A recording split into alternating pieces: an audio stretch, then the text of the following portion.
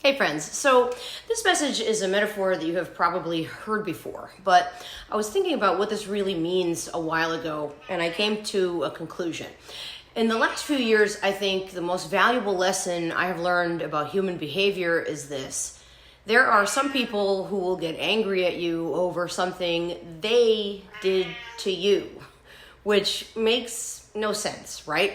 I mean, by definition, they are the perpetrator here, not the victim. Yet they will spin the story however makes them the most comfortable with their own guilt. It's much easier to pretend that you are the bad person, that you are the one with the flaws, that you are the one who made them do this or that. Some will go as far as to stop speaking to you, which I suppose is easier than owning up to having been an a-hole, right?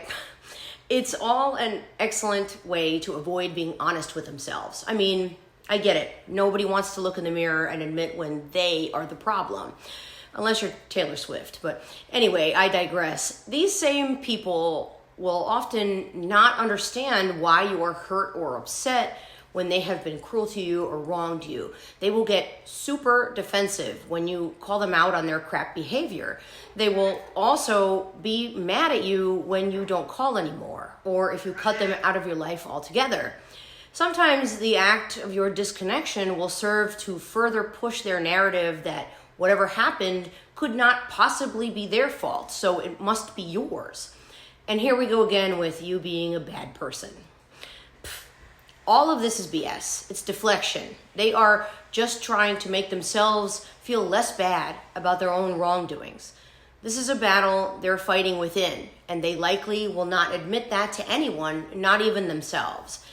And by the way, you can guarantee that these same people who expect you to be okay with them treating you badly would absolutely not be okay with you doing the same thing to them.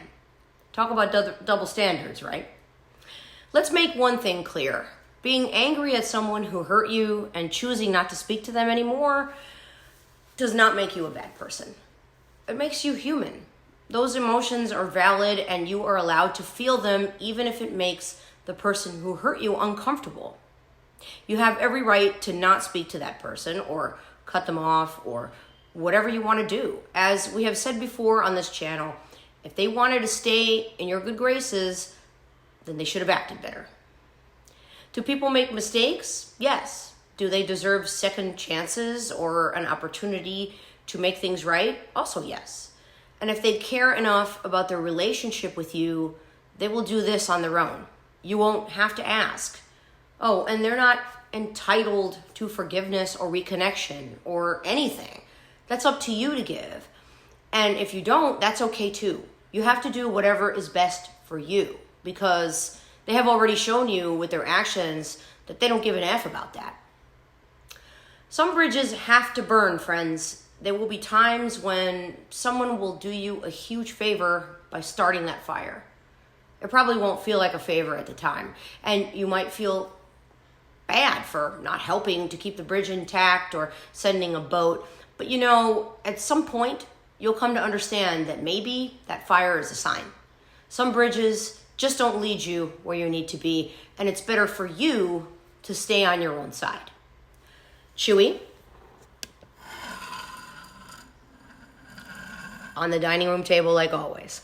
Anyway, that's all I've got for you this week. I'll be back next week with another priority message. Until then, take good care of yourselves. Bye.